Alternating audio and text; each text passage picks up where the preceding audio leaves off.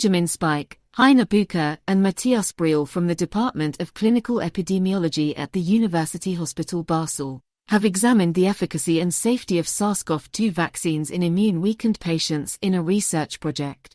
So in Switzerland there exist 2 long-time cohort follow-up studies for HIV-infected patients and patients with a solid organ transplantation. When the pandemic started in 2020, it was clear that we would like to do something to protect these vulnerable patients from a severe COVID infection or complication.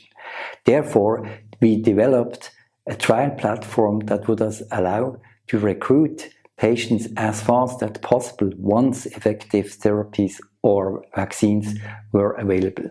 When this was the case early in 2021, we then implemented this trial as fast as possible and could vaccinate 400 patients for comparing whether the 2 vaccines were equivalent in protecting these patients. Specifically, the researchers compared the efficacy of the Moderna and Pfizer vaccines in the cohort participants. The advantage of this cohort-based observational study is that the researchers were able to access large amounts of data very quickly.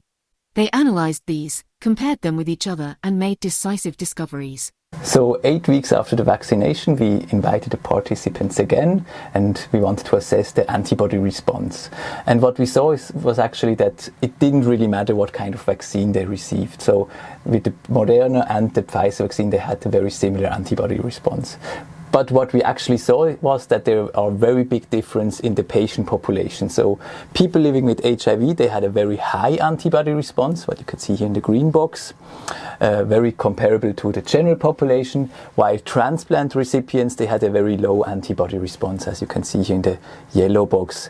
And based on these results, we really recommended that these transplant patients are prioritized when giving a 3rd vaccination.